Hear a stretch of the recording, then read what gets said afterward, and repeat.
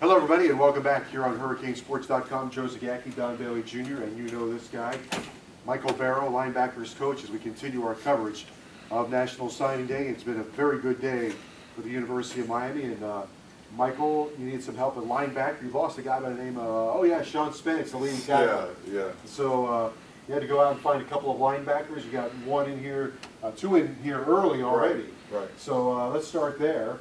And Rafael Kurbi and Josh Witt that are already here. My man, Rafael Cortez Kennedy. He's a guy out of Georgia that's tremendous, great player. The thing about him, super smart, GPA over three something GPA. Guy that loves the game. Went to see him in the spring. Right after I saw him, he committed. A few days later. So he's a guy that wanted to be here from day one. Miami was his dream school. And it was a pleasure recruiting him and his family. So I look forward to him doing some good things. Explosive, great change of direction. I think we had him on campus and he didn't even really prepare. And right now he's got one of the highest verticals at the linebacker position, like over 30-something inches and stuff like that. So he's going to be tremendous, help us out. Then my man Witt. Yeah, so I saw him play for Cypress Bay. He knows how to play. Yeah, which is great because he really haven't played the linebacker position that long. I mean, he started off in high school, he was a quarterback. And it was kind of ironic because I had the Dallas area initially, and I went to his old high school. And that's the first time I found out about him, that they was telling me, like, hey, he's a linebacker down in Florida doing well, da-da-da. And it so happened it was Witt, so it's a small world. He came to camp and he did some great things here and, earned him a scholarship. And he's another kid that wanted to be here. And that's the thing that we were looking at, is that I wanted guys that want to be here, that want to be part of the orange and green, want to be part of the tradition that we have, and those guys fit that qualification. Gabriel Terry, another linebacker, you did him Palm Beach County, Yeah. So you work in Dade, you work in Broward, you work in Palm Beach as well. Well, and he's a guy that wasn't even heavily recruited. Matter of fact, he was a true under the radar. Yeah. He's a guy that transferred here late from Nebraska. Right. I want to say maybe came here to Palm Beach maybe in August and jumped right in. And he's a guy that we do a good, Coach Yolen really preach about, make sure you know the guys in your area. And Brendan Carroll did an excellent job of finding them. And then we had a little inside help as well because McDermott was like saying, I got a guy at my school that's really good, And so once we saw his film, and then we did some more research on it just to make sure everything was checked out well.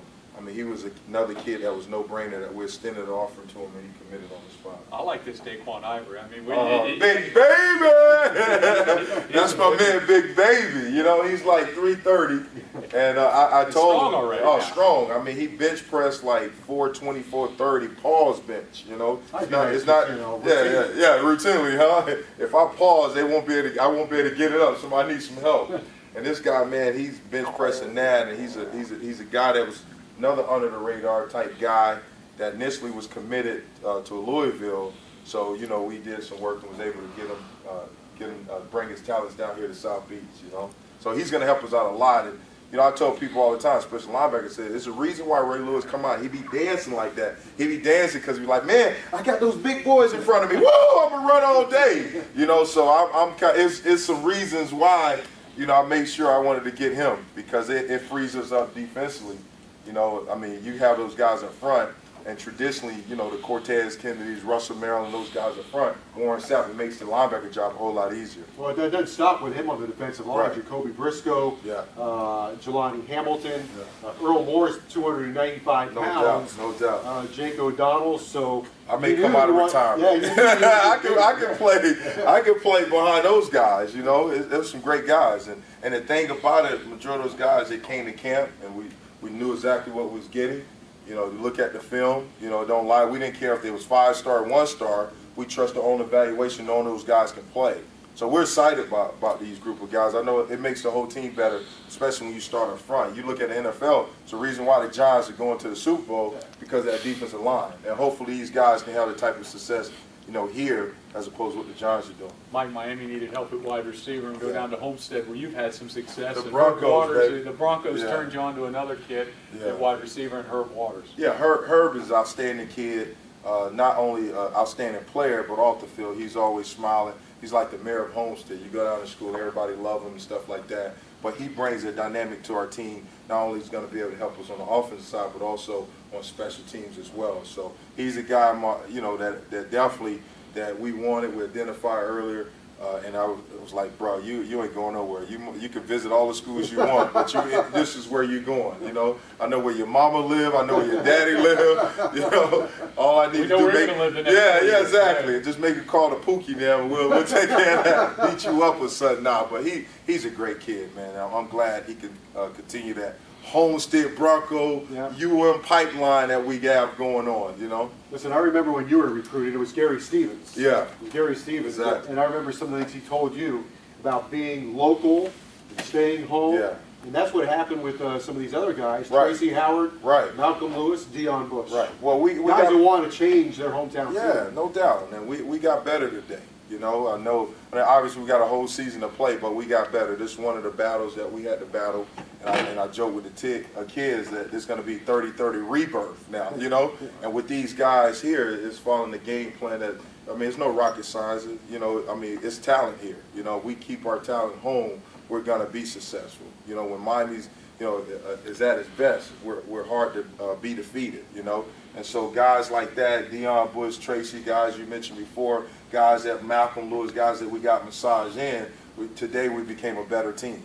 And Mike, I go back to it again, Tampa, St. Pete, an area that you've got to have a grip around, and Miami had lost that. I mean, they didn't have the success that they needed in that area, and you locked it down in that area. And that's not a quote-unquote Miami area. Right, it's not. And I think you got to look back to, you know, last year, you know, getting Chick out of there. You know, my man 3G, you know. I mean, our kids, you know, when they came on visits, you know, I mean, he helped out with T-Rod. I call him T-Rod. He helped out with these guys, you know, and getting him back in there is almost like fishing for dolphin. You know, keep one in there and then you can get the rest. That's right. You know, and keeping Chick here at home, you know, have allowed us to go in and get these other guys, and they see that we're committed.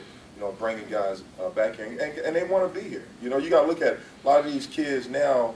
Growing up, they grew up watching the 2001 Hurricanes, you know, with Ed Reed and those guys. And so they see that, and they want to be part of it, and they believe, you know, in the coach, and they believe what Coach Golden is doing here. Should I believe? I've seen you up at St. Thomas High School. You worked up there pretty well.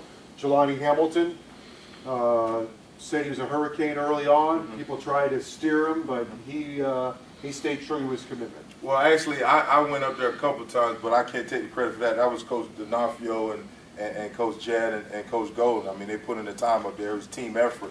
But he's a guy that we identified early on in the process of being a game changer. You know, unfortunately, he got hurt this year. And Don Bailey saw him for 3 minutes.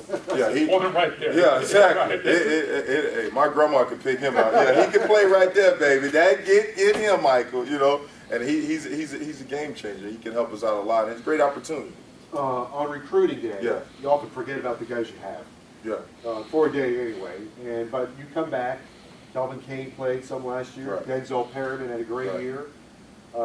Jimmy Gaines made huge strides last year. Right. So maybe talk a little bit about these guys are going to be competing against the players that are here and already know what they're doing. Right, and they understand that. You know, I tell them all the time, this ain't Pop Warner where everybody get to play. You're going to earn your playing time, and they understand that, and they're ready to embrace the challenges.